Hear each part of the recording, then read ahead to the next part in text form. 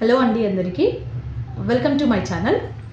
ఈరోజు ఒక చిన్న కథ చెప్తాను. ఒకానొక రాజ్యంలో ఒక రాజు ఉండేవాడు. ఆయనకు కుమారులంటూ ఎవరూ లేరు. ఆయన తన రాజ్యానికి ఒక వారసుడిని కావాలని అనుకుంటాడు. అప్పుడు దానికోసం ఒక టెస్ట్, ఒక పరీక్ష అనేది పెడతారు. ఆయన రాజ్యంలో ఉన్న పిల్లలందరినీ పిలిపిస్తాడు, యువకులందరినీ పిలిపిస్తాడు. పిలిపించి వాళ్లకు ఒక్కొక్కరికి ఒక సీడ్, ఒక విత్తనం ఇస్తాడు. దాన్ని కొంతకాలం తర్వాత ఒక పెద్ద చెట్టులాగా చేసి, ఒక మొలకలాగా చేసి తీసుకురమ్మని చెప్తాడు. అప్పుడు వాళ్ళందరూ ఆ సీడ్ని తీసుకొని ఇంటికి వెళ్ళిపోతారు. అదే క్రమంలో ఒక యంగ్ మ్యాన్ ఆ సీడ్ని తీసుకెళ్ళి దాన్ని ప్లాంట్ చేసి రోజు వాటర్ పోయడం స్టార్ట్ చేస్తాడు.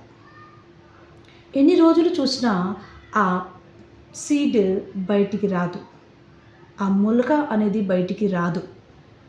అంతలోనే రాజు ఇచ్చిన టైం అయిపోతుంది. అందరి విత్తనాలు, ఆ సీడ్స్ అనేవి ప్లాంట్స్గా మారుతాయి. వాళ్ళందరూ ఆ ప్లాంట్స్ని తీసుకొని రాజు దగ్గరికి వెళ్ళడం జరుగుతుంది. కానీ ఈ యంగ్ మ్యాన్ సీడ్స్ మాత్రం బయటికి రావు, మొలక అనేది బయటికి రాదు.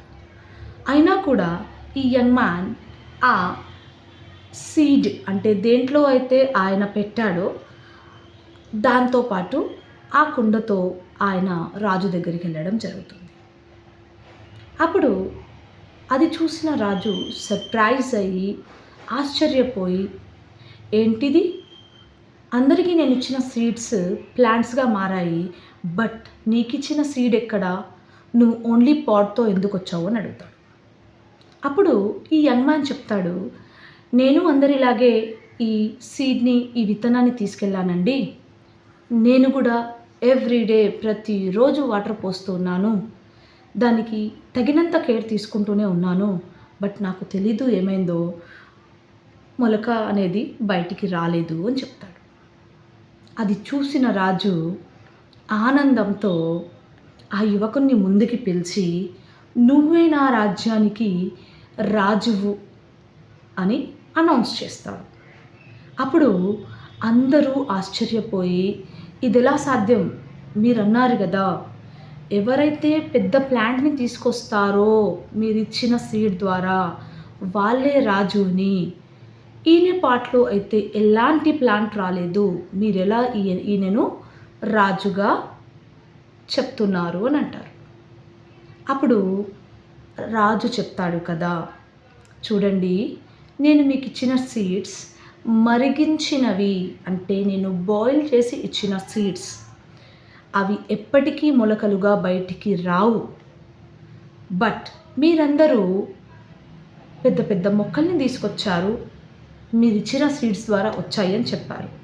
కానీ నాకు తెలిసిన నిజం ఏంటంటే ఆ మొలకలు అనేటివి ఆ సీడ్స్ ద్వారా రావు. ఈ యొక్క యంగ్ మ్యాన్ నేను ఇచ్చిన సీడ్స్ని పెట్టాడు, దాన్ని కేర్ చేశాడు, బట్ ఇక్కడ మొలక అనేది రాలేదు. అంటే ఈయన నిజాయితీని నేను మెచ్చుకుంటూ నా రాజ్యానికి రాజుగా నియమిస్తున్నాను అని చెప్తాడు. దీన్ని బట్టి మనకేమర్థమవుతుంది? Honesty is the best policy. Honesty is the best policy.